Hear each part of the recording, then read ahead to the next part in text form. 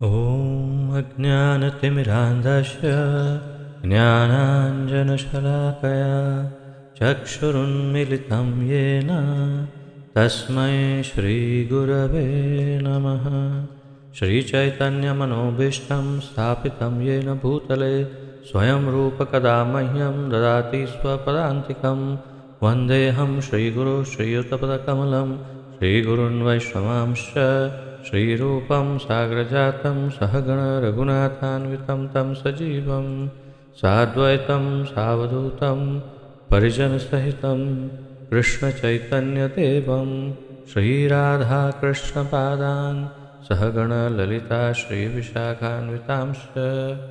हे कृष्ण करुणा सिन्धु दीनबन्धो जगत्पते गोपेश गोपिकान्त राधाकान्त नमोऽस्तुते।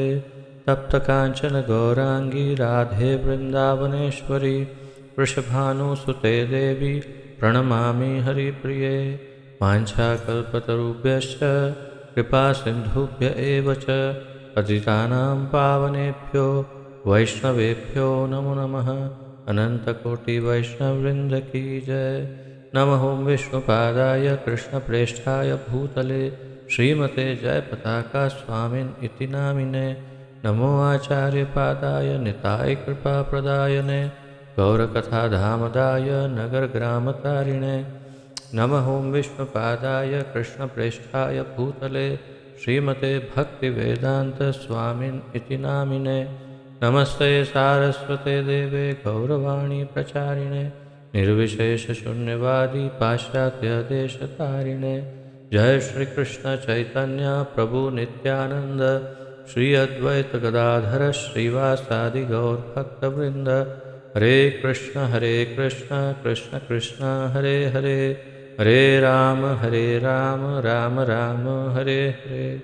हरे कृष्ण कृष्ण कृष्ण हरे हरे हरे राम राम राम हरे हरे। हरे कृष्ण कृष्ण कृष्ण हरे हरे हरे राम राम राम हरे हरे।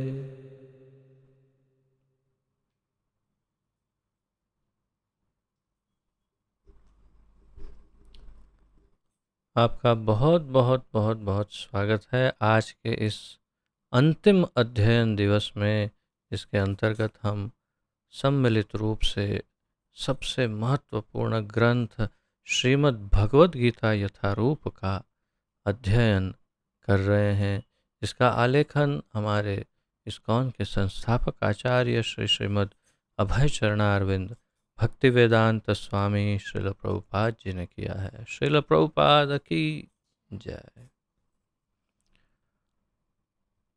तो बहुत बड़ा सुकून, आनंद, संतोष प्राप्त हो रहा है और दुख भी हो रहा है, क्योंकि ये इतना इतना मधुर, इतना ज्ञानप्रद, इतना प्रकाश डालने वाला हमारे जीवन में ये अध्ययन था श्रीमद् भगवद गीता का। उससे हम एक प्रकार से संपूर्ण रूप से आत्म साक्षात्कारित हो गए और काफ़ी सारा ज्ञान हमें प्राप्त हुआ इस अध्ययन के दौरान। अत्यंत सुमधुर ये यात्रा रही और लगभग हम ये कह सकते हैं कि अंधकार से संपूर्ण प्रकाश की ओर अग्रसर हो गए। परंतु केवल अध्ययन पर्याप्त नहीं, इसका हमारे जीवन में वास्तविक रूप से उपयोग जब तक ना हो तब तक यह ज्ञान शिथिल रहता है।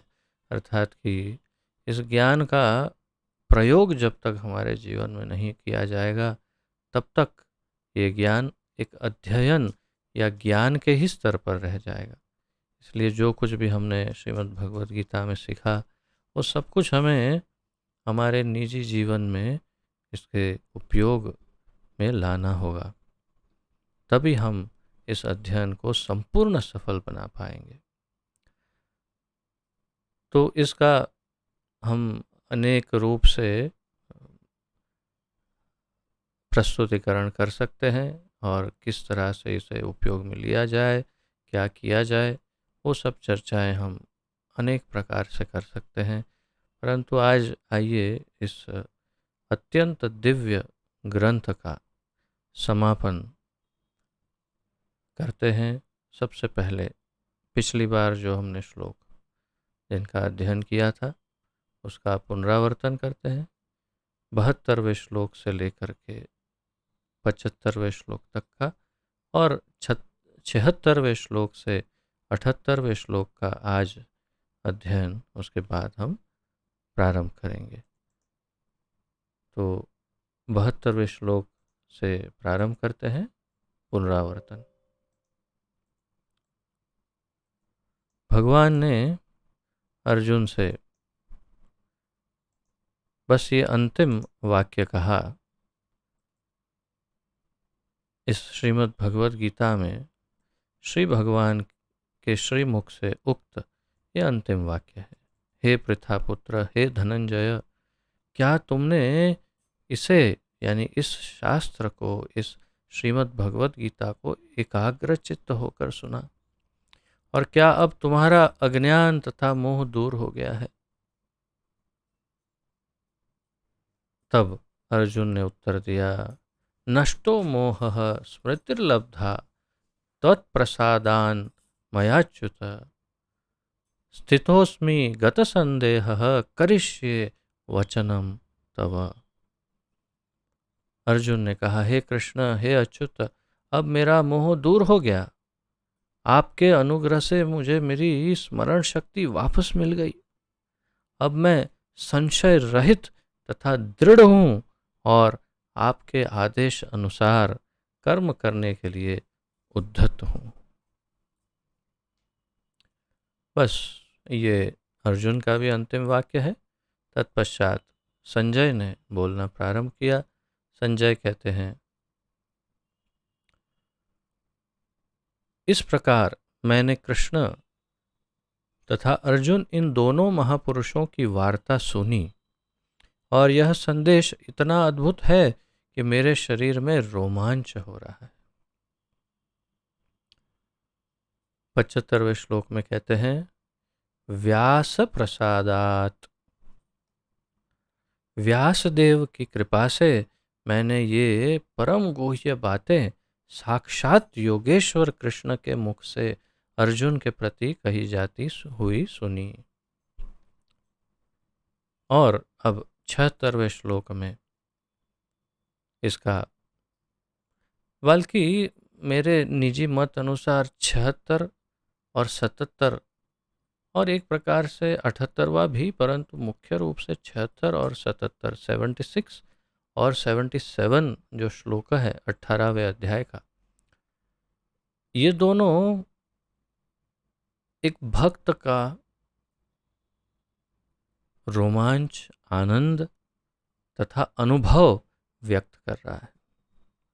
एक भक्त ने भगवत गीता में क्या पाया, एक भक्त जो है वो श्रीमद् भगवत गीता के अध्ययन से क्या प्राप्त करता है, उसका यहाँ पर बिल्कुल स्पष्ट उदाहरण है।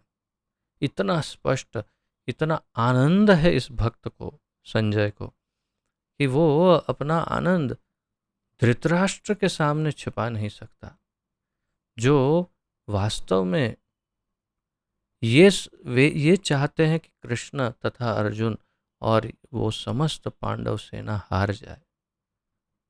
उनके सामने कृष्ण की स्तुति करने लगते हैं, अर्जुन की स्तुति करते हैं और घोषणा कर देते हैं कि मैं भले आपकी साइड हूँ, लेकिन विजय तो उनका ही होने वाला है। तो ये एक भक्त हृदय का जो अनुभव है, उसका जो आनंद है भगवत गीता को सुनने के बाद, वो इन दोनों श्लोकों में प्रस्तुत होता है। तो आइए उसका आनंद हम भी उठाते हैं। आप देखिएगा, अगर आप बिल्कुल एकाग्र चित्त होकर सुनेंगे तो केवल श्लोक में ही आपको आनंद महसूस होने लग जाएगा। आइए तो उच्चारण करते हैं 76वां श्लोक 18वें अध्याय।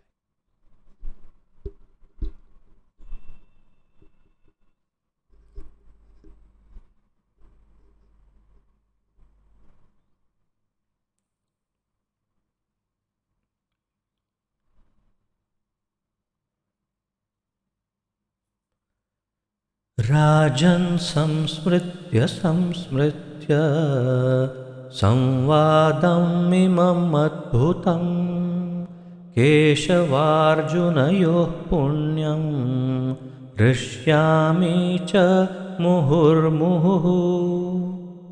राजन् संस्मृत्य संस्मृत्य संवाद इमम् अद्भुतं संवादम् इमम् अद्भुतं केशवार्जुनयोः पुण्यं हृष्यामि च मुहुः मुहुः।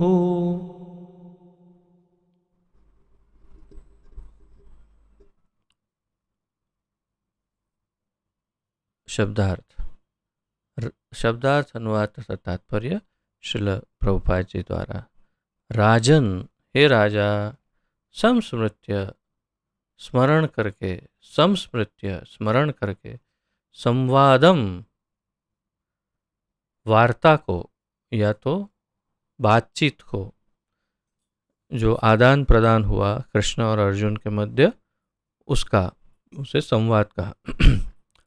इमम इस अद्भुतम आश्चर्यजनक केशव भगवान कृष्ण अर्जुन योहो, केशवार्जुन योहो यानी केशव अर्जुन योहो यानी भगवान कृष्ण और अर्जुन की पुण्यम पवित्र हृष्यामि हर्षित होता हूँ, आनंद हो रहा है, खुशी हो रही है। च भी मुहुहु मुहुहु बारंबार, मुहुहु मुहुहु यानी बारंबार बारंबार। अनुवाद। हे राजन, जब मैं कृष्ण तथा अर्जुन के मध्य हुई इस आश्चर्यजनक तथा पवित्र वार्ता का बारंबार स्मरण करता हूँ तो प्रति क्षण आह्लाद से गदगद हो उठता हूँ। संजय कह रहे हैं, किसे? धृतराष्ट्र को, जो वास्तव में इन सब के दुश्मन हैं। उन्हें कह रहे हैं, हे राजन, जब मैं कृष्ण तथा अर्जुन के मध्य हुई इस आश्चर्यजनक तथा पवित्र वार्ता या बातचीत का बारंबार स्मरण करता हूँ, तो आप सोचिए कि भगवत गीता तो अभी अभी हुई, समाप्ति हुई है जस्ट, और इतनी देर में तो संजय ने उसे बारंबार स्मरण करना प्रारंभ भी कर दिया। इतना शीघ्र वो अपनी स्मृतियों को बारंबार स्मरण भी करने लग गए। तो कह रहे हैं कि जब मैं कृष्ण अर्जुन के मध्य हुई इस आश्चर्यजनक, क्योंकि कभी भी सोचा जिसे नहीं, आश्चर्य किससे होता है? जो कभी हमने अपेक्षित ना किया हो, एक्सपेक्ट नहीं किया हो कि ये हो सकता है, जो अपेक्षित ना हो ऐसी चीज जब हो जाए तो आश्चर्य होता है। अरे अरे ये कैसे? तो ऐसा आश्चर्यजनक, तो ये आश्चर्यजनक बातें जो कृष्ण अर्जुन के मध्य हुई तथा पवित्र बातें, तो ये शब्द बड़ा महत्वपूर्ण है। संजय कह रहे तथा पवित्र, आश्चर्यजनक, ये जो कृष्ण अर्जुन के बीच में बातें हुई, संवाद हुआ, उसका मैं बारंबार स्मरण करता हूं तो प्रतिक्षण एक एक क्षण में आह्लाद यानी आनंद, संपूर्ण आनंद, वास्तविक आनंद, सुख या मजा, ये सब बहुत ही निम्न कक्षा के शब्द हैं। बहुत मजा हो गई, बहु मजा आवे, गुजराती में कहते हैं। वो मज़ा जो है, हिंदी में भी है मज़ा, तो वो मज़ा या सुख, वो थोड़ा सा, वो भी उससे थोड़ा श्रेष्ठ लेकिन निम्न कक्षा का है। आनंद भी शब्द वास्तव में उसके अनेक अर्थ किए जा सकते हैं, लेकिन आह्लाद ये दिव्य आनंद या तो आध्यात्मिक आनंद का सूचक है। जो परम आनंद है, जो परम आनंद है, उसे आह्लाद कहते हैं। तो वो प्रतिक्षण उस आह्लाद से गदगद होता हूँ। गदगद यानी कि कंठ अवरुद्ध होना, आँखों से अश्रु बह जाना, भावुक हो जाना, उसे कहते हैं गदगद होना। या तो फिर विनम्रता का भाव, झुक जाना प्रेम से, प्रेम पूर्वक कंठ अवरुद्ध हो जाए, ये सब चिन्ह आ जाए, उसे गदगद। ये सब गदगद के विभिन्न प्रकार के लक्षण, जो बहुत ही उत्कृष्ट लक्षण है, उत्तम लक्षण है। गदगद ये अच्छा अच्छा भाव है, अच्छी संवेदना है। तो ये संवाद को याद करके प्रति क्षण, एवरी सेकंड, हर क्षण वे अत्यंत परम आनंद का अनुभव करते हैं संजय, तथा गदगद हो उठते हैं। ये है एक भक्त का भाव। ये सब धृतराष्ट्र को नहीं हुआ, ध्यान दीजिए, धृतराष्ट्र को ऐसा कुछ नहीं हुआ। तात्पर्य, भगवत गीता का ज्ञान इतना दिव्य है कि जो भी अर्जुन तथा कृष्ण के संवाद को जान लेता है वह पुण्यात्मा बन जाता है और इस वार्तालाप को भूल नहीं सकता। तो आज इतना तो तय हो गया कि आप सब जिन्होंने इस संवाद को पूरा सुना है, प्रथम दिन से आज के दिन तक, वो सब पुण्यात्मा हो गए। देखिए, आप लोगों को कुछ कुछ को तो ये सुनकर एकदम से आनंद हो गया, तो सही बात है, क्योंकि हमारे आचार्य कह रहे हैं कि वह पुण्यात्मा बन जाता है और इस वार्तालाप को भूल नहीं सकता। आध्यात्मिक जीवन की यह दिव्य स्थिति है।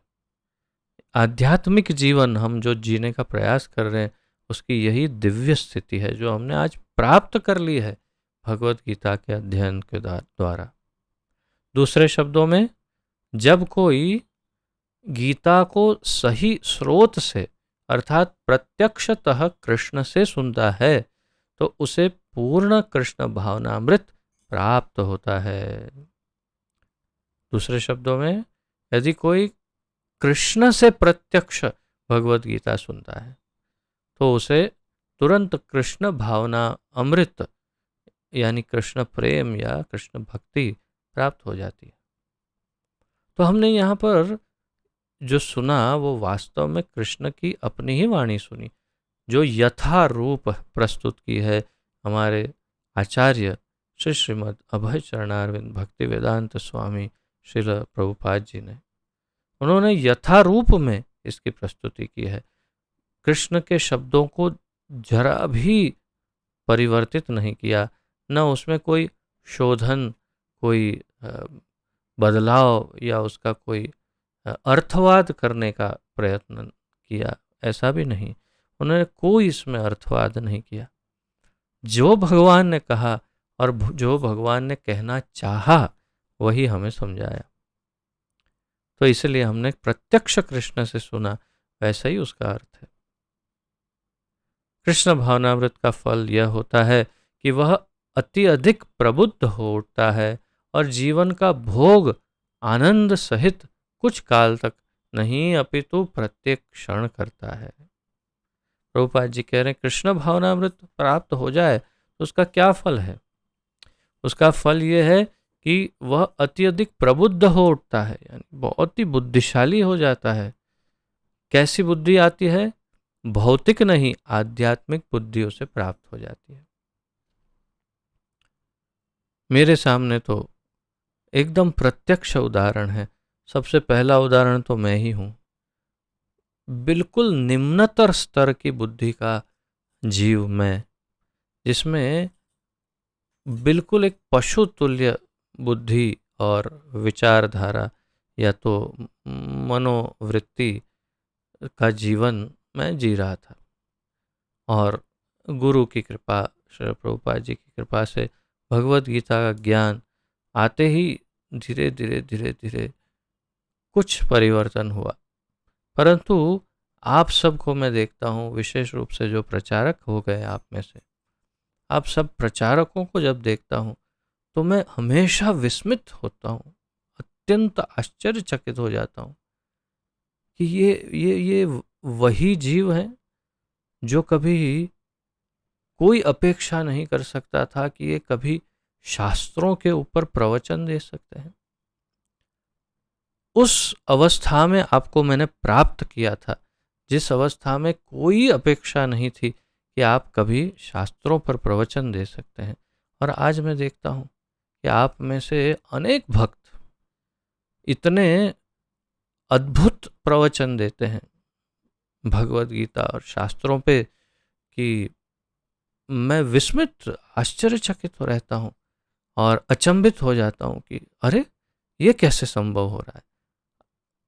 स्वाभाविक है, मैं उतना भी आश्चर्यचकित नहीं होता, क्योंकि मैं जानता हूँ कि ये सब तो कृष्ण कृपा है, जो हमारे हृदय में बैठे हुए परमात्मा चैत्य गुरु हैं, उनकी कृपा से, हमारे परम आराध्य आचार्य श्रील प्रभुपाद जी की करुणा से और हमारे परम पूज्य गुरुदेव के आशीर्वाद से ये संभव हो रहा है। परंतु फिर भी आश्चर्य तो होता है कि हम कौन सी स्थिति में थे और कहाँ पहुँच गए। तो इसे कहते हैं प्रबुद्ध होना। प्रभुपाद जी जो यहाँ कह रहे वो यही है। आप ही अपने आप को देखिए, आपको स्वयं ही आश्चर्य हो जाएगा। होता ही होगा, मुझे पूरा भरोसा है अपने आप को देखकर कि क्या हम ऐसे इतनी उन्नति कैसे हो गई। तो ये प्रबुद्धि जो आई वो इसके कारण। कृष्ण भावनामृत का फल यह होता है कि वह अति अधिक प्रबुद्ध होता है और जीवन का भोग आनंद सहित कुछ काल तक नहीं, अपितु प्रत्येक क्षण करता है। ये भी इतना ही सत्य है कि हम अनुभव करते हैं कि जितना शुद्ध कृष्ण भावनामय जीवन जीते हैं, उतना लगभग प्रतिक्षण एक दिव्य आनंद का अनुभव करते हैं। इतने वर्षों से तो हम कर रहे हैं, लगभग प्रतिक्षण ही सही, हम प्रतिक्षण उस दिव्य आनंद का अनुभव करते हैं। जो आनंद, जो शांति का अनुभव होता है, वो हमने पहले कभी नहीं किया। एक तरफ वो 35-40 वर्ष जीवन के और दूसरी तरफ ये 15-20 वर्ष अगर रखें तो दोनों की तुलना में दिखाई दे रहा है कि वो 30-35 वर्षों तक कोई आनंद नहीं था, एक क्षण भी नहीं याद आ रहा है। और यहाँ पर देखते हैं तो एक एक क्षण आनंद और शांति से बीत रहा है। तो ये है कृष्ण भावनामृत का चमत्कार। यही प्रभुपाद जी कह रहे हैं। तो सबको कृष्ण भावना भावित होना चाहिए, यही उनका परामर्श है। आइए 77वां श्लोक जो इसी श्रृंखला में संजय को आनंद दे रहा है, वो सुनते हैं और अध्ययन करते हैं।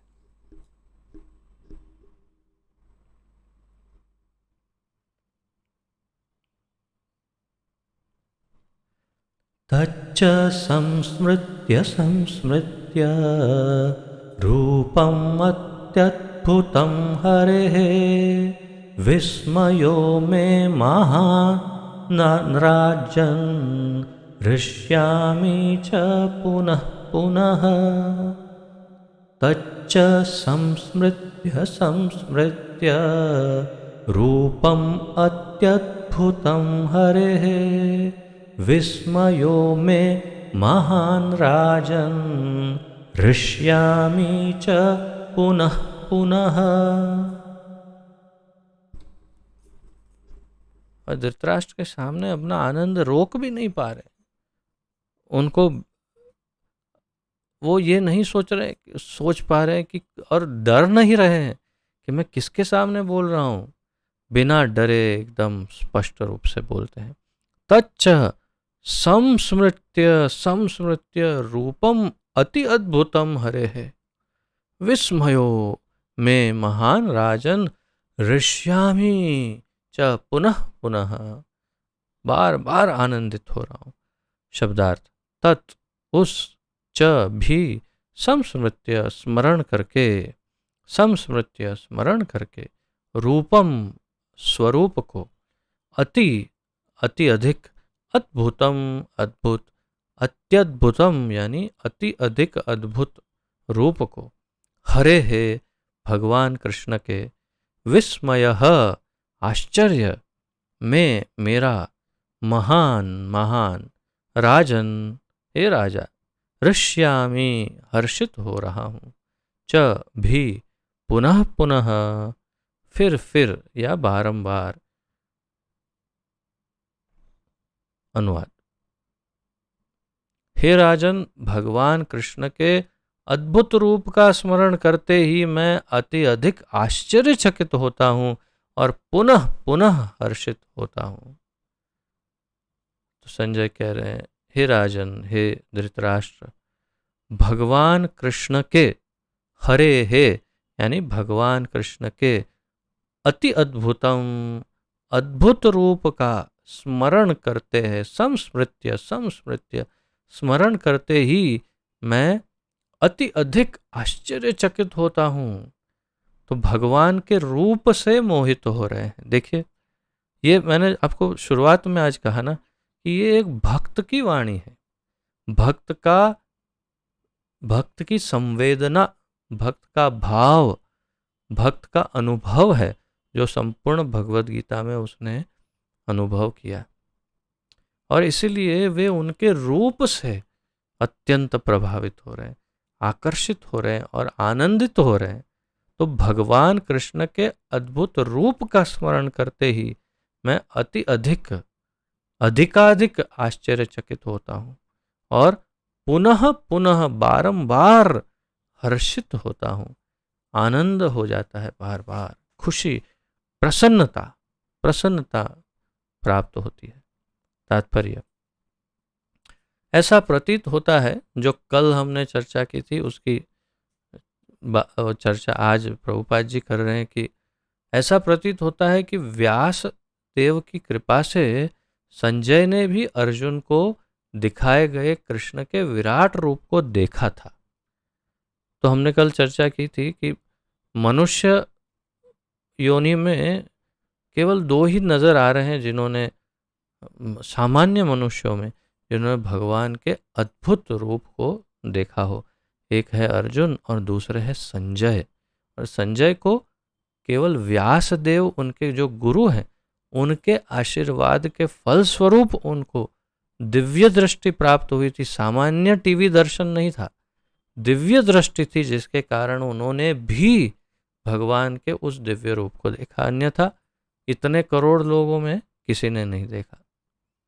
और प्रभुपाद जी यहाँ बताते कि अन्य और भी कुछ लोगों ने देखा, जैसे कि व्यास देव ने स्वयं भी वो दर्शन किया और कुछ कुछ देवता, कुछ कुछ ऐसे ऋषिगण, उन लोगों ने दर्शन किया होगा। तो प्रभुपाद जी बताते हैं, ऐसा प्रतीत होता है कि व्यास देव की कृपा से संजय ने भी अर्जुन को दिखाए गए कृष्ण के विराट रूप को देखा था। निसंदेह यह कहा जाता है कि इसके पूर्व भगवान कृष्ण ने कभी ऐसा रूप प्रकट नहीं किया था। हमने देखा, भगवान ने स्वयं कहा कि हे अर्जुन, मैंने इससे पूर्व ये किसी ने भी ये रूप को नहीं देखा है, तुम प्रथम हो जो इस रूप को देख रहे हो। यह केवल अर्जुन को दिखाया गया था, लेकिन उस समय कुछ महान भक्त भी उसे देख सकते थे तथा व्यास उनमें से एक थे। तो ये महत्वपूर्ण बात है यहाँ पर कि केवल अर्जुन को ये दिखाया गया था। प्रयोजन क्या था? केवल अर्जुन को दिखाना। लेकिन हुआ क्या, अर्जुन के साथ साथ और कुछ कुछ लोगों ने देख लिया, जैसे कि व्यासदेव ने स्वयं भी देखा। उन लोगों में से वे भगवान के परम भक्तों में से हैं व्यासदेव, और कृष्ण के शक्ति आवेश अवतार भी माने जाते हैं। यानी कि केवल वे एक परम भक्त हैं ऐसा ही, इतना ही नहीं है, व्यासदेव भगवान के शक्ति आवेश अवतार भी हैं। भगवान के 6 प्रकार के जो अवतार होते हैं, पुरुषोत्तम अवतार, लीला अवतार, गुणा अवतार, मनवंतर अवतार और शक्ति आवेश अवतार, तथा और एक कौन सा है, पुरुष अवतार, गुण अवतार, लीला अवतार, मनवंतर अवतार, युगा अवतार और शक्ति आवेश अवतार। तो शक्ति आवेश अवतार जो है वो स्वयं भगवान व्यासदेव है। तो व्यासदेव उनके उन अवतारों में से एक है, यानी उनमें भी भगवान की शक्ति है, इसीलिए उन्होंने भी देखा। तो उससे क्या फायदा हुआ? उससे एक लाभ ये हुआ कि वे संजय के गुरु हैं।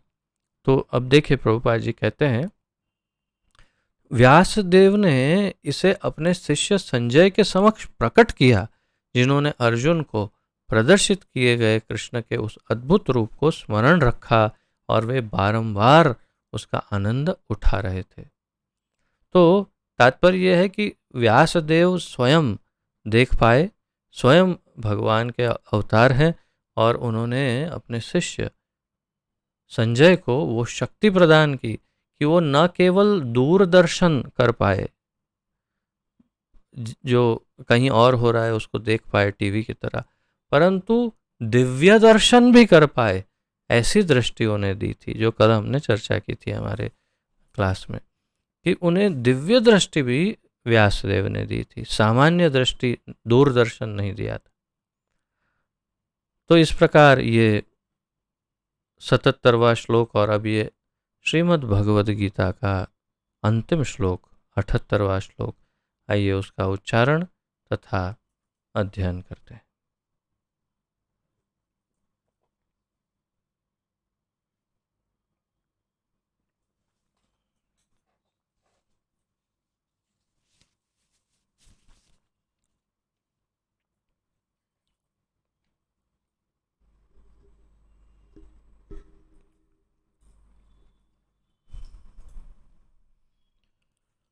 यत्र योगेश्वरः कृष्णो यत्र पार्थो धनुर्धरः तत्र श्रीर्विजयो भूतिर्ध्रुवा नीतिर्मतिर्मम।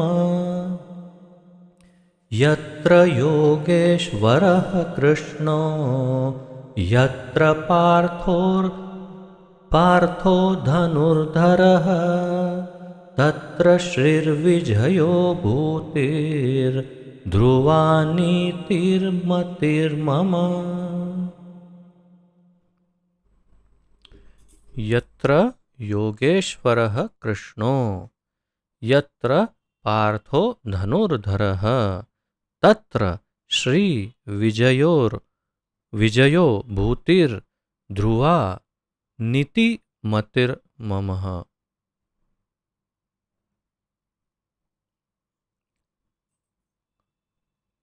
शब्दार्थ, यत्र जहाँ, योग ईश्वरः योग के स्वामी, यहाँ पर भगवान कृष्ण को संजय ने योगेश्वर कहकर पुकारा।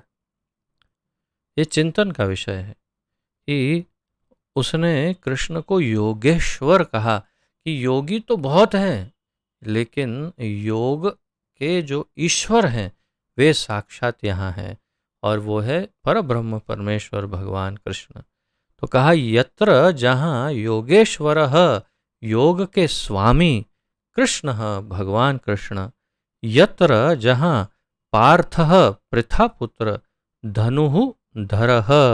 धनुर्धर यानी धनुषधारी। तो जहाँ पर कृष्ण है जो योगेश्वर है, और जो जहाँ पर धनुर्धारी अर्जुन है, तत्र वहाँ श्री ही ऐश्वर्य, विजय जीत या विजय, भूति ही विलक्षण शक्ति, भूति शब्द का अर्थ है अद्भुत शक्ति, दिव्य शक्ति, अचंभित करने वाली विलक्षण शक्ति, ध्रुवा निश्चित, ध्रुव यानी निश्चित, ध्रुवा नीति ही, नीति यानी जैसे हम नीति नियम कहते हैं, तो ऐसे नीति, या कभी कभी हम उसे धर्म भी कहते हैं कि बहुत चुस्त है नीति नियम में, तो ऐसे नीति। मति ही मम, मेरा मत, संजय कह रहे हैं। अनुवाद, जहाँ योगेश्वर कृष्ण है और जहाँ परम धनुर्धर अर्जुन है, वहीं ऐश्वर्य, विजय, अलौकिक शक्ति तथा नीति भी निश्चित रूप से रहती है, ऐसा मेरा मत है, संजय कह रहे हैं।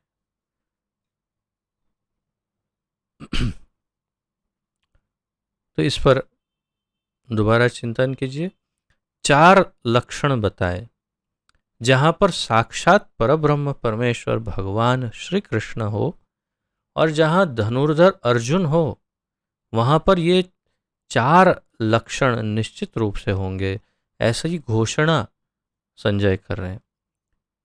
जहां योगेश्वर कृष्ण है और जहां परम धनुर्धर अर्जुन है, वहीं ऐश्वर्य, प्रभुपाद जी ऐश्वर्य को समझाएंगे तात्पर्य में, विजय, अलौकिक शक्ति तथा नीति भी निश्चित रूप से रहती है, निश्चित रूप से रहती है, ऐसा मेरा मत है।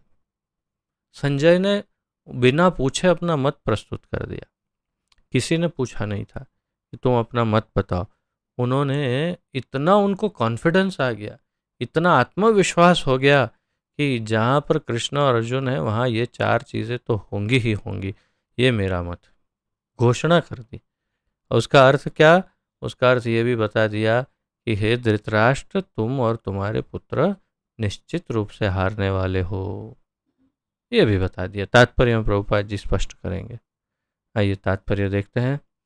भगवत गीता का शुभ आरंभ धृतराष्ट्र की जिज्ञासा से हुआ। वह भीष्म, द्रोण तथा कर्ण जैसे महारथियों की सहायता से अपने पुत्रों की विजय के प्रति आशावान था। भीष्म, उस समय पृथ्वी पर ऐसा कोई शूरवीर नहीं था, बल्कि शायद ऐसे देवता भी नहीं थे जो भीष्म को हरा सके। दूसरा कि उन्हें इच्छा मृत्यु का वरदान था, यानी एक प्रकार से तो अमर ही समझो। वे जब तक स्वयं नहीं चाहते मृत्यु नहीं आती। तो उनको इनकी सबसे बड़ी ढाल दिखाई दे रही थी। दूसरे द्रोणाचार्य भी उस समय धरती पर अपराजित योद्धाओं में से एक थे कि जिन्हें कभी कोई भी व्यक्ति कभी पराजित नहीं कर सकता।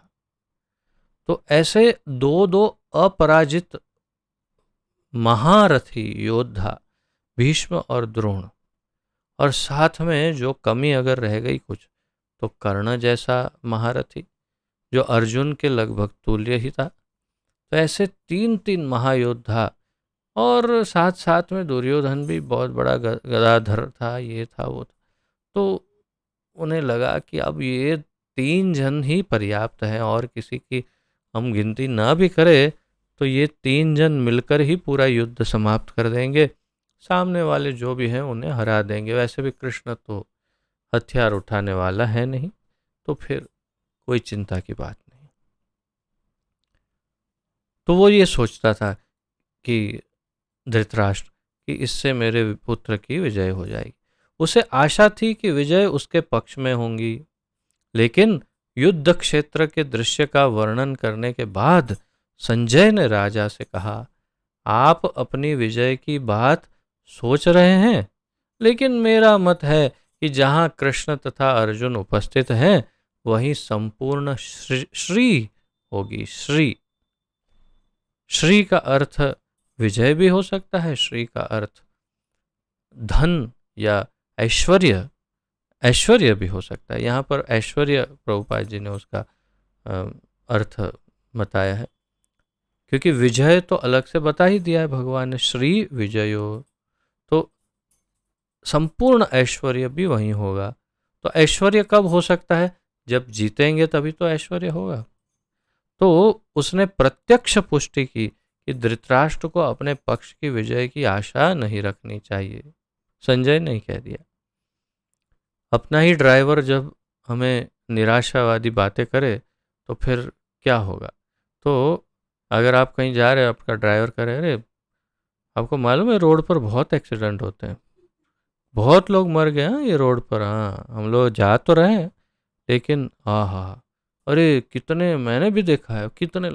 हम बोले अरे बस कर, चुप कर, क्यों तू मुझे डरा रहा है, मेरा ड्राइवर है कि तो दुश्मन है, ऐसा हम कहेंगे ना। तो ऐसा ही हो गया। संजय ने अंत में कह दिया, अच्छा आप विजय के बारे में सोच रहे हैं? मुझे तो लगता है जहाँ अर्जुन और कृष्ण हो, विजय और ऐश्वर्य और नीति और ये सब कुछ तो वहीं होगा।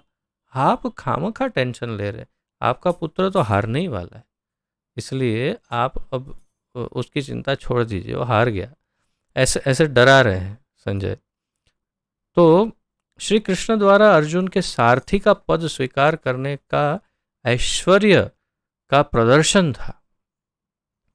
यहाँ पर प्रभुपाद जी कह रहे हैं कि अगर अर्जुन का पक्ष लिया भगवान ने, जैसे विजय तो अर्जुन के पक्ष की निश्चित है क्योंकि उसमें कृष्ण है, प्रभुपाद जी बता रहे विजय अर्जुन के पक्ष की निश्चित है क्योंकि उसमें कृष्ण है। श्री कृष्ण द्वारा अर्जुन के सारथी का पद स्वीकार करना एक ऐश्वर्य का प्रदर्शन था। भगवान के विविध ऐश्वर्यों में से एक ऐश्वर्य है कि वे ड्राइवर बन गए अर्जुन के। कृष्ण समस्त ऐश्वर्यों से पूर्ण है और इनमें से वैराग्य एक है। ऐसे वैराग्य के भी अनेक उदाहरण प्राप्त हैं क्योंकि कृष्ण वैराग्य के भी ईश्वर हैं। प्रभुपाद जी यहाँ पर ऐश्वर्यों, षड ऐश्वर्यों की बात कर रहे हैं, जो विष्णु पुराण का जो श्लोक है जिसमें कहा गया है, ऐश्वर्यस्य समग्रस्य वीर्यस्य यशः श्रियः ज्ञान वैराग्यो योश्चैव षण्णाम भग इतिंगणा। जो 6 ऐश्वर्यों को इस श्लोक में गिना है उसमें से एक है वैराग्य। ज्ञान वैराग्यो योश्चैव, तो उसमें वैराग्य भी एक ऐश्वर्य है भगवान का, और वो भी पूर्ण ही है भगवान में। और जिनमें ये 6 ऐश्वर्य पूर्ण हो उन्हें षण्णाम भग इतिंगणा, यानी उन्हें भगवान कहते हैं, जिनमें ये 6 ऐश्वर्य पूर्ण रूप से हो। हम सामान्य रूप से भगवान किसी को भी कह देते हैं, लेकिन भगवान केवल वही है जिनमें ये 6 पूर्ण रूप से हो, और वो सिर्फ और सिर्फ और सिर्फ कृष्ण में ही है, नारायण में भी नहीं। संपूर्ण रूप से ये 6 ऐश्वर्य केवल कृष्ण में है। संपूर्ण रूप से 64 गुण केवल कृष्ण में है। संपूर्ण रूप से 16 कला केवल कृष्ण में है, अन्य किसी में, उनके अवतारों में भी नहीं। तो ये भगवान होने का यहाँ पर उदाहरण के साथ और इस श्लोक के साथ प्रभुपाद जी हमें वर्णन कर रहे हैं। तथा ये जो बात है कि उनका एक ऐश्वर्य है कि वे ड्राइवर बन गए, तो हम सोचेंगे कि ड्राइवर बनना कोई उतना ही नहीं है। ड्राइवर तो कोई भी ऐसे बन सकता है, कोई उससे कितना नीच, तो परंतु उस समय युद्ध भूमि में ड्राइवर होना वो वास्तव में बहुत ही विनम्र पद का सूचक था। अत्यंत विनम्र, घास के तिनके जैसा विनम्र कोई व्यक्ति हो वही ड्राइवर बन सकता था उस समय। क्यों? क्योंकि आप कल्पना कीजिए, ये जो वर्णन है वो मैंने जो सुना है, श्रवण किया है पूर्ववर्ती सीनियर भक्तों से, वही मैं आपको वर्णन कर रहा हूँ कि उस समय अगर मान लो कि 50-100 करोड़ लोग वहाँ पर मौजूद थे उस कुरुक्षेत्र के युद्ध स्थान पर, तथा इतना अगर 50 करोड़ लोग हो और आवाज़ कितनी होगी, युद्ध की आवाज़ कितनी होगी, एक एक के शस्त्रों की आवाज़, उनके शरीर में लगे हुए जो भी उन्होंने कवच आदि पहने हैं उनकी आवाज़, तथा मुंह से जो आवाज़ें निकाल रहे उसकी आवाज़, घोड़ों की आवाज़, हाथियों की आवाज़, सबके पैरों की आवाज़, इतने कोलाहल में क्या ये संभव था कि पीछे बैठने वाला जो रथी है वो सारथी को कहे कि अरे भाई जरा लेफ्ट ले लेना, अरे जरा राइट ले लेना, अरे जरा ब्रेक लगाना, तो क्या वो सुन सकता था? संभव ही नहीं है कि इतनी आवाज में पीछे से उसके कान तक आवाज पहुंचे। तो नियम ये था कि बड़ा ध्यान से सुनिएगा, ये नियम था कि जो रथी है वो सारथी को अगर कहना हो कि राइट ले ले, तो अपने पैर से उसके दाहिने कंधे पर लात मारता था। अगर पीछे से वो लात मारता दाहिने कंधे पर, तो सारथी समझ जाता ओ राइट जाना है, तुरंत राइट मोड़ देता। अगर वो अपने पैर से सारथी को लेफ्ट कंधे पर, बाएं कंधे पर लात मारे, तो समझ जाता ओ बाएं बाएं और मुड़ना। और अगर बीच में लात मारे तो समझता ब्रेक लगाना। ऐसे कुछ कुछ तो सारे निशान या चिन्ह थे वो सब पैरों से ही प्रदर्शित किए जाते थे। क्यों? क्योंकि उसके दोनों हाथ तो व्यस्त है, एक हाथ में धनुष है, एक हाथ में बाण है, ये है वो है। कहाँ वो उसको विनम्रता से कहने जाता उसके कान में, अरे भाई जरा सुनना, इधर जाओ। तो इसलिए लातों से सारथी को बताया जाता था कि अब ये करना, ये करना। इसीलिए उस समय सारथी बनना वो सर्वाधिक विनम्रता का प्रदर्शन या पद था, और वही कृष्ण ने स्वीकार किया। पूरे 18 दिन तक श्री कृष्ण ने अर्जुन की लातें खाई। ये है उनकी विनम्रता, ये है उनकी भगवत्ता, ये है उनका ऐश्वर्य। इसलिए प्रभुपाद जी कह रहे हैं, आगे बताते हैं, युद्ध तो वास्तव में दुर्योधन तथा युधिष्ठिर के बीच था। अर्जुन अपने ज्येष्ठ भ्राता युधिष्ठिर की ओर से लड़ रहा था।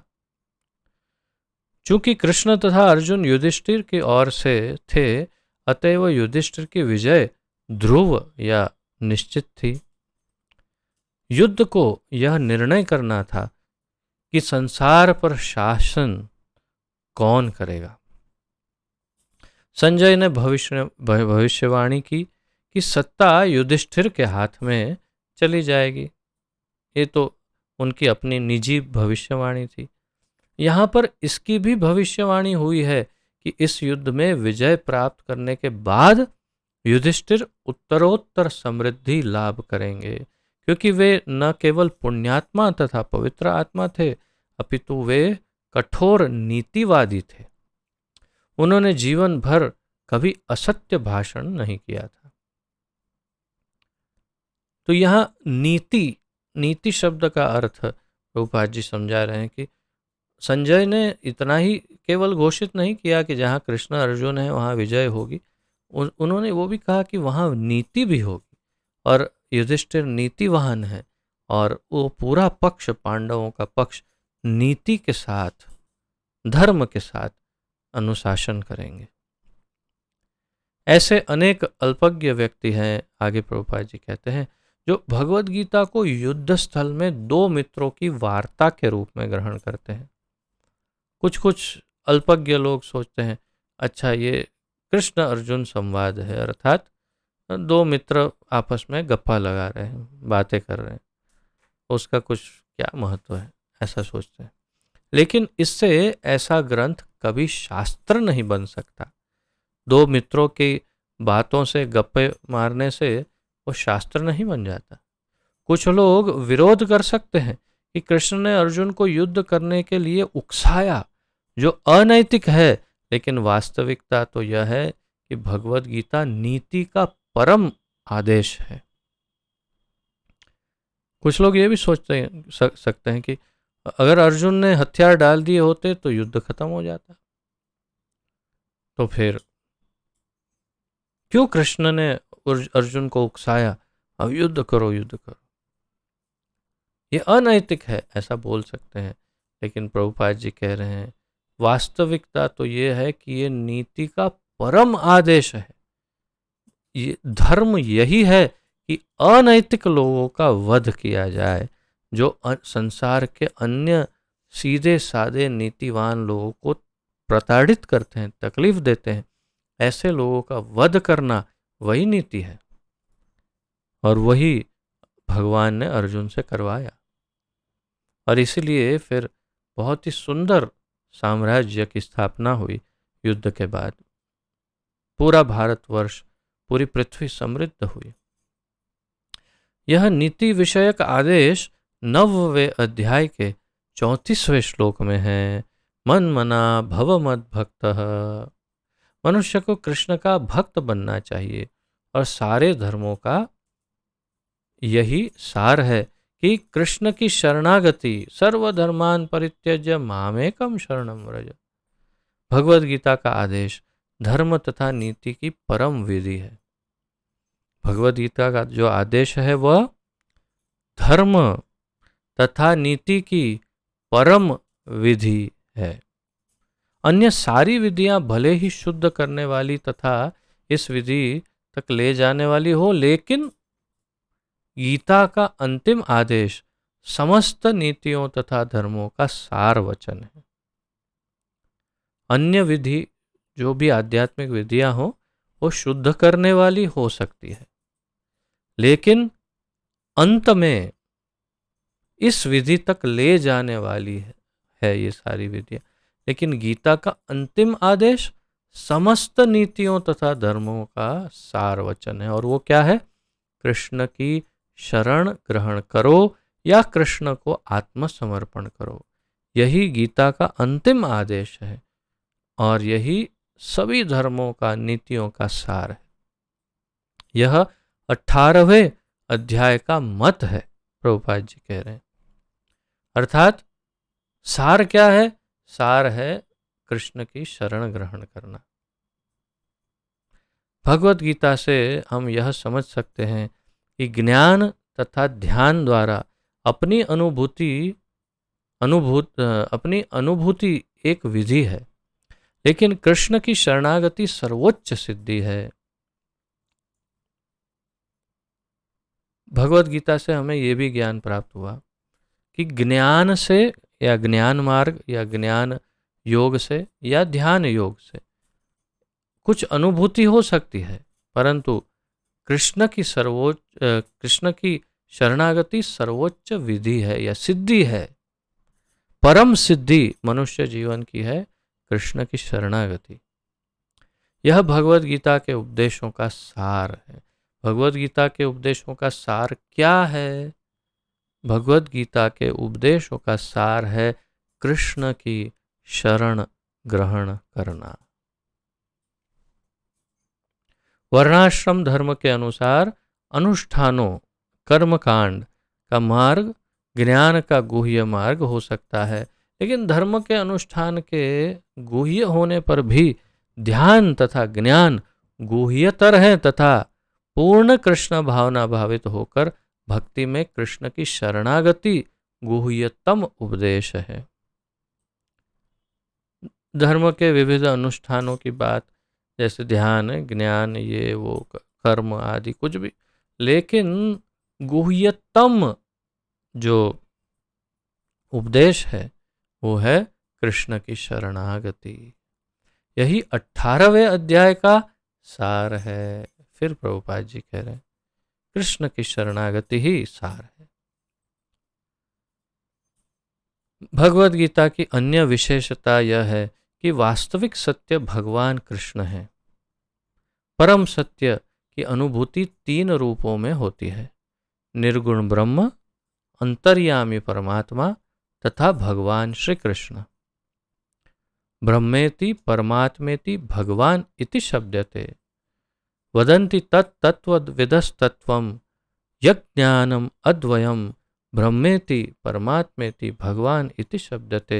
ये श्रीमद् भागवत का श्लोक है जिसमें बताया निर्गुण ब्रह्म, फिर अंतर्यामी परमात्मा जो हमारे हृदय में है, तथा उसके पश्चात गोलोक निवासी द्विभुज मुरलीधर श्याम सुंदर कृष्ण, राधा रमण श्री कृष्ण भगवान जो है वे ही साक्षात भगवान। तो ये 3 स्टेज में, 3 स्तर में अनुभूतियों के ये 3 स्तर हैं आध्यात्मिक। परम सत्य के पूर्ण ज्ञान का अर्थ है कृष्ण का पूर्ण ज्ञान। तो पूर्ण ज्ञान, आध्यात्मिक ज्ञान कैसे प्राप्त होता है?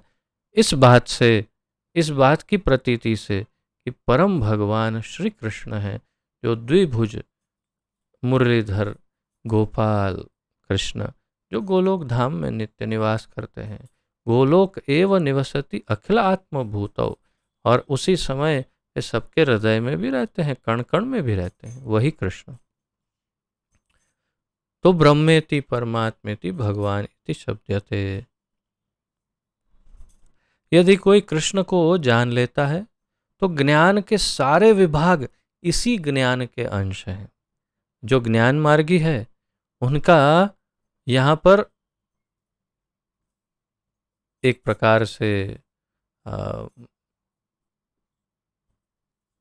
विसर्जन हो जाता है। एक ज्ञान मार्गी जो है उसका विसर्जन इस पॉइंट पर आकर होता है। किस बात पर? प्रभुपाद जी कहते हैं यदि कोई कृष्ण को जान लेता है तो ज्ञान के सारे विभाग इसी ज्ञान के अंश हैं। कृष्ण को यदि जान लिया तो उसके सारे ज्ञान का विसर्जन इसी में हो जाता है। और क्या करना है? बहुनाम जन्म नाम अंते ज्ञानवान माम प्रपद्यते वासुदेव सर्वम इति स महात्मा सुदुर्लभ। भगवान ने स्वयं ही कहा, बहुत जन्मों के बाद एक ज्ञानी मेरी शरण में आता है और तब वो कहता है ओह कृष्ण ही सब कुछ है। तो उसके ज्ञान का विसर्जन कृष्ण में होता है। कृष्ण दिव्य है क्योंकि वे अपनी नित्य अंतरंगा शक्ति में स्थित रहते हैं। भगवान अपनी अंतरंगा शक्ति में स्थित रहते हैं। जीव उनकी शक्ति से प्रकट है और दो श्रेणी के होते हैं। अब जीवात्मा उनकी शक्ति से प्रकट होते हैं और दो श्रेणी में बट जाते हैं। एक है नित्यबद्ध तथा एक है नित्य मुक्त। इस पर थोड़ा सा हम प्रकाश डालने का प्रयास करेंगे। नित्यबद्ध तथा नित्य मुक्त दो प्रकार के जीव। ऐसे तो हमने इसकी चर्चा काफी विस्तार से की है, न केवल भगवत गीता के अध्ययन में परंतु उससे पूर्व भी हमने जितने ग्रंथ साथ में पढ़े थे उन सब में ये स्पष्ट हो गया है। फिर भी अगर हम स्पष्ट रूप से फिर अगर इसका पुनरावर्तन करें तो जीवात्माएं जो भगवान से उत्पन्न हुए उसमें से अधिकतर अधिक जीवात्मा ऐसे थे कि जिन्होंने भगवान की तुरंत शरण ग्रहण की और उनकी सेवा स्वीकार कर ली। कुछ अल्प मात्रा में कुछ ऐसे जीवात्मा रहे जिन्होंने विद्रोह किया और उन्होंने सोचा कि हम स्वतंत्र जीवन जिएंगे, हम कृष्ण की सेवा नहीं करेंगे, और उनको कारागार में डाल दिया। जैसे कैदी को जेल, जो नियम नहीं मानते उन्हें जेल में डाल देते हैं। तो यदि एक शहर में अगर 1,00,000 लोग हो तो 5,000 10,000 लोग जेल में हो सकते हैं, हो सकता है, जो नीति नियम नहीं मानना चाहते। परंतु अन्य 90,000 लोग वो तो बड़े सुकून से रहते हैं। वैसे ही नित्यबद्ध और नित्य मुक्त का उदाहरण है। नित्यबद्ध वो 5-10 हजार कैदी है जो हम सब हैं, जो इस भौतिक जीवन में फेंक दिए गए। क्यों? क्योंकि हम भगवान की पराधीनता स्वीकार नहीं करते, स्वाधीनता स्वतंत्रता में हम विश्वास करते हैं और इसीलिए हम यहाँ पर फेंक दिए गए। जाओ दुर्गा के अनुशासन में रहो। और नित्य मुक्त वो जीव हैं जो नित्य भगवान की लीलाओं में रहते हैं। हमेशा उनकी जहाँ जहाँ लीलाएं होती है भगवान की, उनकी नित्य लीला में नित्य रहते हैं। उन्हें नित्य मुक्त कहते हैं। ऐसे जीवों की संख्या असंख्य है, प्रभुपाद जी कह रहे हैं, और वे सब कृष्ण के मूल अंश माने जाते हैं। भौतिक शक्ति 24 प्रकार से प्रकट होती है, तो हमने इसका भी विस्तार से अध्ययन देखा था भगवत गीता में, 24 विभाजनों का। सृष्टि शाश्वत काल द्वारा प्रभावित है और बहिरंगा शक्ति द्वारा इसका सृजन तथा संहार होता है। सृष्टि शाश्वत काल द्वारा प्रभावित है। ये सृष्टि जो है वो काल द्वारा प्रभावित है, टाइम। जबकि आध्यात्मिक जगत में टाइम ही नहीं है। आश्चर्य होगा, हम सोच ही नहीं पाएंगे, इसे अचिंत्य कहते हैं, क्योंकि हम शरीरधारी है, इसलिए हम ये नहीं सोच सकते। सब कुछ टाइम के आधार पर सोचते हैं, परंतु आध्यात्मिक जगत में टाइम ही नहीं, काल ही नहीं। तो प्रभुपाद जी कह रहे हैं बहिरंगा शक्ति द्वारा इसका सृजन तथा संहार होता है, और काल के आधार पर, टाइम के आधार पर यह दृश्य जगत पुनः पुनः प्रकट तथा अप्रकट होता रहता है। ये दृश्य जगत जो है पुनः, जैसे ब्रह्म संहिता में हमने देखा, जब कारणोदक्षाई विष्णु, महाविष्णु नारायण जब कारण समुद्र में शयन करते हैं, तो उनकी जब वे सांस छोड़ते हैं, तो उनके एक एक रोम कूप से, एक एक छिद्र से शरीर के एक एक ब्रह्मांड की उत्पत्ति होती है। उसमें ब्रह्मा जी प्रकट होते हैं, सृष्टि की रचना करते हैं, 100 वर्ष जीते हैं और विलीन हो जाते हैं। और जब महाविष्णु सांस अंदर लेते हैं, तो ये पूरा ब्रह्मांड उनके शरीर में प्रविष्ट हो जाता है, ब्रह्मांड का नाश हो जाता है। ये समय की गणना में, हम मनुष्यों की समय की गणना में बिल्कुल अचिंत्य है, हम इसकी कल्पना नहीं कर सकते। हमने जो गिनती की थी शास्त्रों के आधार पर, तो 331 नील ऐसा कुछ था ना, हाँ, और या 311 बिलियन, नहीं, समथिंग समथिंग लाइक दैट। तो यानी करोड़ों, अरबों, खरबों और उससे आगे की जो गिनतियां, उसमें नील 31 नील, हाँ 31 नील, 31 नील। नील यानी ये हमारे हमारे वैदिक प्रणाली में जो गिनती है उसमें नील शब्द है। तो 31 नील और कुछ 11 खरब या ऐसा कुछ कुछ कुछ कुछ इतने वर्षों की अवधि ब्रह्मा जी के जीवन काल की होती है। ब्रह्मा जी उतना लंबा जीते, उनका एक दिवस ही कितने वर्षों का होता है, 43, know what is that, anyway इतना इतना अधिक। ब्रह्मा जी के एक दिवस में 1 सहस्त्र चतुर्युगी होती है। एक चतुर्युगी 43 लाख वर्ष की होती है मेरे ख्याल से, और 1 सहस्त्र से उसे जब गुना करते हैं तो 430 करोड़ या ऐसा कुछ इतने वर्ष का, या फिर 34 करोड़, हाँ नहीं 43 करोड़, क्षमा, उतने वर्ष का उनका दिन होता है। मैं कोई इसके, क्योंकि ये सारी चर्चा हम बड़े विस्तार से पहले कर चुके हैं, आप लोगों ने नोट्स में लिखा भी हुआ है सब, इसलिए इसकी पुनः चर्चा करने का कोई अर्थ नहीं। परंतु मैं आपको स्मरण करा रहा हूँ कि इतनी बड़ी अवधि महाविष्णु की केवल एक सांस के बराबर है। तो प्रभुपाद जी यहाँ पर कह रहे हैं, इसी बात को हमें स्मरण करवा रहे हैं कि यह दृश्य जगत पुनः पुनः प्रकट तथा अप्रकट होता है भगवान नारायण की सांस के साथ। भगवत गीता में 5 प्रमुख विषयों की व्याख्या की गई है। हमने कई विषयों की चर्चा कल की थी कि बहुत सारे विषय है भगवत गीता में, लेकिन 5 प्रमुख विषयों में विभाजित किया जाता है भगवत गीता को। 1 भगवान, दूसरा भौतिक प्रकृति, तीसरा जीव, चौथा शाश्वत काल और 5वां सभी प्रकार के कर्म। तो भगवान, प्रकृति, जीव, काल और कर्म, ये 5 मुख्य विभाजन है भगवत गीता के। सब कुछ भगवान कृष्ण पर आश्रित है।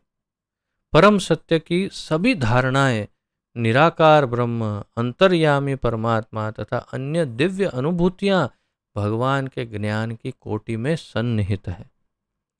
भगवान के विषय में जो भी धारणा है सब कुछ कृष्ण के अंदर ही है। यद्यपि ऊपर से भगवान, जीव, प्रकृति तथा काल भिन्न प्रतीत होते हैं, लेकिन ब्रह्म से कुछ भी भिन्न नहीं है। लेकिन ब्रह्म सदैव समस्त वस्तुओं से भिन्न है। भगवान चैतन्य का दर्शन है अचिंत्य भेदाभेद। श्री चैतन्य महाप्रभु ने ये तत्व हमें दिया, अचिंत्य भेदाभेद तत्व। यह दर्शन पद्धति परम सत्य के पूर्ण ज्ञान से युक्त है। अगर संक्षेप में कहें तो द्वैत और अद्वैतवाद, ये दो वाद है।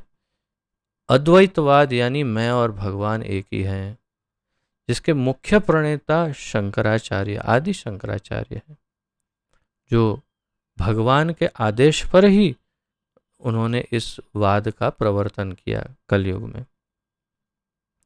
तथा दूसरा वाद है द्वैतवाद, यानी कि मैं और भगवान भिन्न हैं, और जिसे वैष्णव सिद्धांत भी कहते हैं या द्वैतवाद भी कहते हैं। और उसमें चार मुख्य इसके विभाजन या तो विभाग है, जिसमें चार आचार्यों या चार मुख्य भगवान के शिष्यों के आधार पर चार वैष्णव परंपराएं हैं। अद्वैतवाद की केवल एक ही परंपरा है, शंकर परंपरा, और द्वैतवाद में चार परंपराएं हैं। इसमें हम ब्रह्म मध्व गौड़ीय वैष्णव परंपरा से है, हम सब जो ब्रह्मा जी के शिष्य हैं। अन्य चार कुमार शिव जी तथा लक्ष्मी जी, तो इस प्रकार चारों ने एक एक परंपरा स्थापित की। अब इस द्वैत और अद्वैत की जो बात है, उसमें सभी के चारों वैष्णव सिद्धांतों में थोड़ा थोड़ा अंतर है। तो एक है द्वैतवाद, एक है शुद्ध द्वैतवाद, एक है द्वैताद्वैतवाद, और एक है अचिंत्य भेदाभेद तत्व, जो श्री चैतन्य। वास्तव में एक और भी है विशिष्टाद्वैतवाद। और इन चारों से अलग श्री चैतन्य महाप्रभु ने एक और वाद या एक और ज्ञान का प्रकाश हमें प्रदान किया। द्वैतवाद सीधा कहता है हम और भगवान अलग हैं। विशिष्ट अद्वैतवाद थोड़ा कुछ अलग कहता है। शुद्ध द्वैतवाद कुछ अलग। लेकिन अचिंत्य भेदाभेद तत्व क्या है, ये तत्व या ये वाद चैतन्य महाप्रभु ने दिया। उन्होंने कहा, अंग्रेजी में कहते साइमल्टेनियसली वन एंड डिफरेंट, यानी कि हम लोग एक ही समय पे भगवान के समान भी है और भगवान से अलग भी है। और महाप्रभु ने समझाया कि हम एक समुद्र में से कुछ बूंद निकाले, उस प्रकार हम भगवान के अंश हैं। जैसे अग्नि में से छोटा सा एक अग्नि का तिनका अगर निकाला जाए, अगर अगन शिखा को निकाला जाए, उस प्रकार जैसे सूर्य से सूर्य की किरणें निकलती है, परंतु वो किरणें सूर्य नहीं है, वो अगन शिखाएं जो हैं वो अग्नि नहीं है। समुद्र की कुछ बूंदें समुद्र नहीं है, तत्व वही है परंतु वो समुद्र नहीं। वैसे ही हम सब भगवान के अंश होने के कारण सच्चिदानंद है। भगवान भी सच्चिदानंद है, हम भी सच्चिदानंद है, परंतु भगवान विभु है और हम क्षुद्र अणु हैं, अत्यंत क्षुद्र हैं, तुच्छ हैं, नगण्य हैं। हम बहुत ही अल्प मात्रा में हैं और भगवान इतने महान और विशाल हैं कि हम उनकी गणना में कुछ भी नहीं है, तुच्छ है, समुद्र की कुछ बूंदों के समान है। और इसलिए गुणों की दृष्टि से भी हम में भगवान के बराबर के, अगर भगवान में 64 गुण हैं तो हम में 50 गुण हो सकते हैं, और वो भी बहुत अल्प मात्रा में, जबकि भगवान में सारे के सारे 64 गुण पूर्ण मात्रा में होते हैं। ऐसे ऐसे इस तत्व को समझाया महाप्रभु ने और कहा कि अचिंत्य भेद अभेद तत्व है ये, अचिंत्य, यानी कि जिसे हम नहीं अपनी बुद्धि से नहीं समझ सकते। अगर समझने का प्रयास करेंगे तो गए काम से, उलझ जाएंगे जन्मों जन्मांतर तक, अपनी बुद्धि से नहीं समझ सकते। लेकिन फिर भेद भी है और अभेद भी है। अभेद ये है कि हम भगवान के अंश हैं, इसलिए भगवान जैसे हैं, परंतु भेद ये है कि वो समुद्र है और हम कुछ बूंदे हैं। यह दर्शन पद्धति परम सत्य के पूर्ण ज्ञान से युक्त है। ये सब संक्षेप में। आगे प्रभुपाद जी कहते हैं, जीव अपने मूल स्वरूप में शुद्ध आत्मा है, वह परमात्मा का एक परमाणु मात्र है। मूल स्वरूप में जीव शुद्ध आत्मा है, परंतु वह परमात्मा के एक परमाणु मात्र है, यानी कि परमात्मा का एक क्षुद्र अंश है। और इसलिए हमारे हृदय में दोनों रहते हैं, मैं यानी जीवात्मा और परमात्मा भी रहते हैं, वो अलग है, मैं परमात्मा नहीं हूं। इस प्रकार भगवान कृष्ण की उपमा सूर्य से दी जा सकती है और जीवों की सूर्य प्रकाश से। क्योंकि सारे जीव कृष्ण की तटस्था शक्ति है, अतएव उनका संसर्ग भौतिक शक्ति या अपरा या आध्यात्मिक शक्ति परा से होता है। ये सब हम विस्तार से चर्चा कर चुके हैं। दूसरे शब्दों में जीव भगवान की दो शक्तियों के मध्य में स्थित है, और चूंकि उसका संबंध भगवान की पराशक्ति से है, अतएव उसमें किंचित स्वतंत्रता रहती है। ये हमने बहुत बार चर्चा की है। जैसे ये माइक्रोफोन है, उसके दोनों साइड पर, तो ये माइक्रोफोन अगर हम हैं और ये पराशक्ति है और ये अपराशक्ति है, तो हम दोनों के मध्य में तटस्थ है, यानी कि तट पर है, दोनों के बीच में, और कभी अपरा में कभी परा में हम जाते हैं। अगर हम पराशक्ति से जुड़ जाते हैं तो हम मुक्त हो जाते हैं, अगर हम अपरा शक्ति से यानी प्रकृति से जुड़ते हैं तो हम बद्ध होकर इस संसार में पड़े रहते हैं। अतएव उसमें किंचित स्वतंत्रता है, क्योंकि हम पराशक्ति के अंश हैं, तो हमें कुछ स्वतंत्रता प्राप्त होती है। इस स्वतंत्रता के सद उपयोग से ही वह कृष्ण के प्रत्यक्ष आदेश के अंतर्गत आता है। इस प्रकार वह लादिनी शक्ति की अपनी सामान्य दशा को प्राप्त होता है।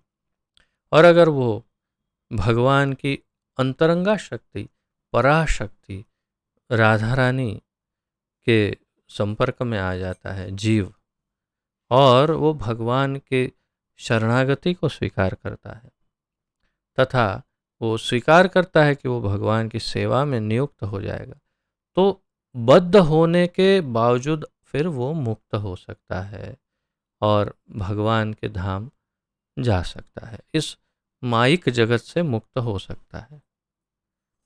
उसके लिए एक ही शर्त है कि वो लादिन शक्ति, भगवान की अंतरंगा शक्ति पराशक्ति से जुड़ जाए। तो इस प्रकार वह लादिनी शक्ति की अपनी सामान्य दशा को प्राप्त होता है, और वही हमारी मूल स्थिति है जीवों की, उसे वो प्राप्त हो जाता है। इस प्रकार श्रीमद् भगवद गीता के 18वें अध्याय उपसंहार संन्यास की सिद्धि का भक्ति वेदांत तात्पर्य पूर्ण हुआ।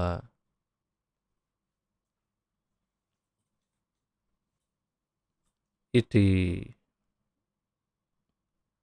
तो इस प्रकार श्रीमद् भगवद गीता का अध्ययन हमारा यहीं पर समाप्त हुआ, और आशा करता हूँ आप सब ने इसका बहुत ही आनंद जो है वो प्राप्त किया होगा इस अध्ययन का। आगे आप भगवद गीता में पढ़ेंगे, द्वितीय संस्करण के विषय में टिप्पणी लिखी हुई है कुछ, तो वो सब आप स्वयं अपने आप ही पढ़ सकते हैं, और इसमें मुझे पढ़ के समझाने योग्य उतना कुछ नज़र नहीं आ रहा है, वो सब आप अपने आप समझ सकते हैं। काफ़ी कुछ एक दो पन्नों तक का उसमें वर्णन है, वो सब आप अपने आप पढ़ लीजिएगा अपनी श्रीमद् भगवद गीता में। तथा इस अध्ययन में, विशेष रूप से आज के अध्ययन में के अनुसंधान में, यदि किसी का कोई प्रश्न, जिज्ञासा, उत्कंठा आदि हो तो प्रस्तुत कर सकते हैं। अन्यथा हम विराम लेंगे और ये विराम काफ़ी लंबा होगा, क्योंकि कई दिनों के बाद अब हम कुछ दूसरा प्रारंभ करेंगे।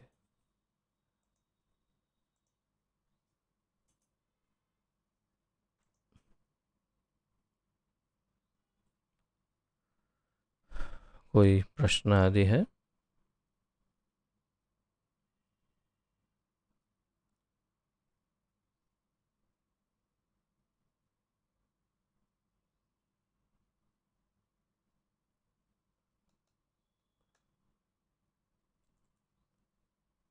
ठीक है, यदि कोई प्रश्न आदि ना हो तो फिर अब विराम लेते हैं यहाँ पर।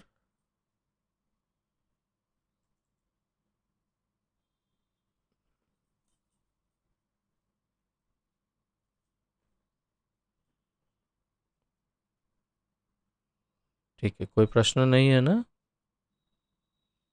ठीक है, तो विराम लेते।